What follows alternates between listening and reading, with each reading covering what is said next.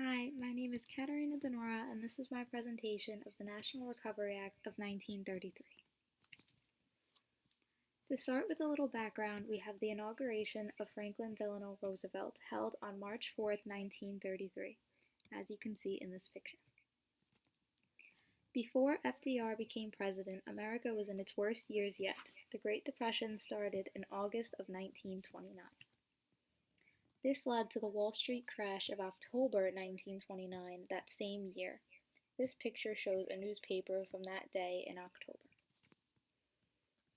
These events and more all led to extreme inflation, as you can see in this graph. This is very bad for the already bad economy, which is why FDR decided he needed to make a plan to fix America's crippling economy.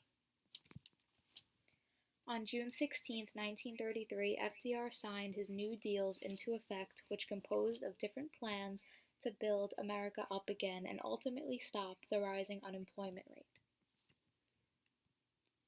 One of these new deals was the National Industrial Recovery Act, or the NIRA. This act had three major goals. 1. To change the structure and blueprints of the industrial workplace. 2. Enact new work programs to alleviate unemployment. And 3. Create new public institutes to build the economy back up. The senators who decided whether or not to pass the act had many different viewpoints on it.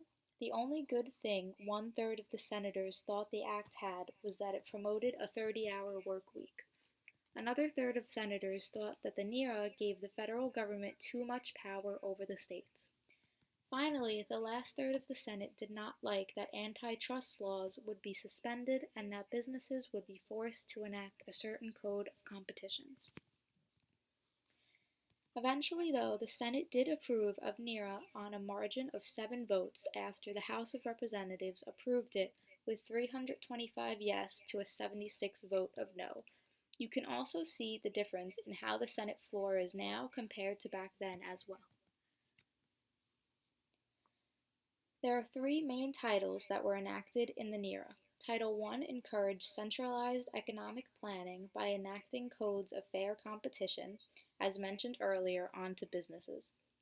Title II was created to help the public institutes and workspaces and provided $3.3 billion to this cause. Title III allowed new changes to the Economic Recovery and Construction Act, which enabled FDR to make changes on the economy more to his liking as he saw fit. The image shown here is a picture of the act itself.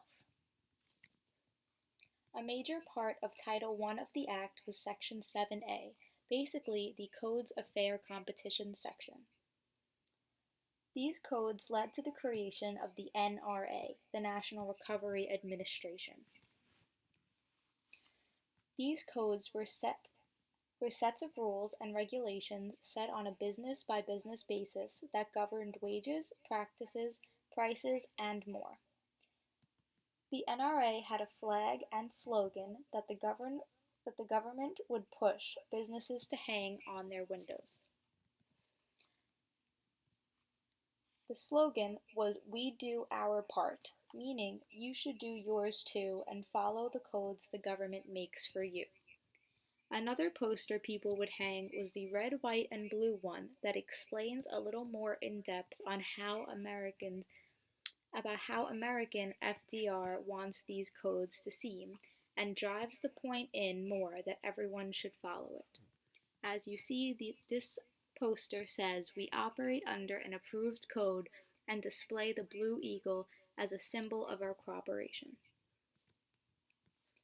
In this next picture, we see a woman hanging the famous poster on her business front, as it was widely loved and popular at the time.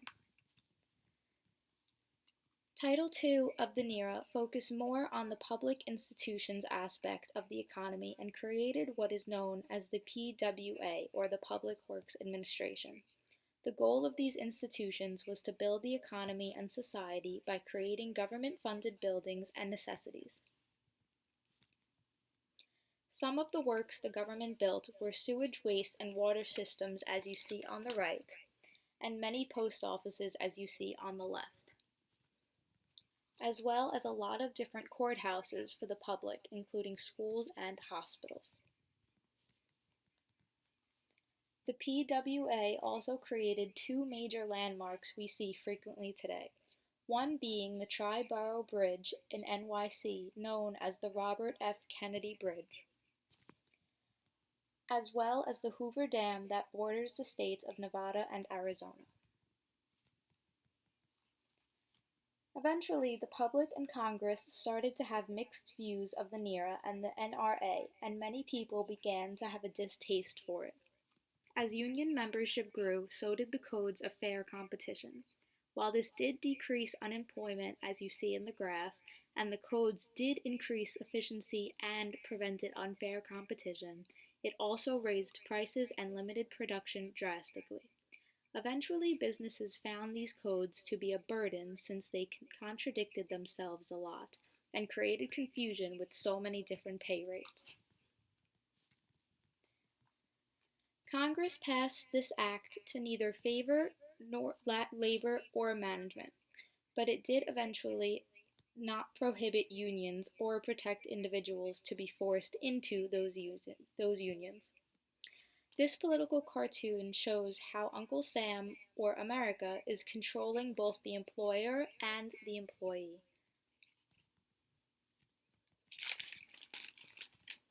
On May 27, 1935, 3 weeks before the expiration date of NERA, the U.S. Supreme Court declared it unconstitutional in the case of Schechter Poultry Corporation versus the U.S. The court ruled that this act gave the federal government way too much power and that they had already exceeded their powers under the Commerce Clause. This clause provides the government with the power to trade within many states, but not for individual states, as they were doing with New York State so much already. The NERA was only mentioned once in To Kill a Mockingbird, the book that we are reading in class. This is when Scout was coming to the realization that her town of Maycomb was back to its normal self, especially because businesses removed their NRA posters from their windows. When Scout asked her father who killed the NRA and why it was suddenly going away, he responded with, quote, 9 old men, symbolizing the Supreme Court justices that ruled it unconstitutional. Thank you, and I hope you enjoyed.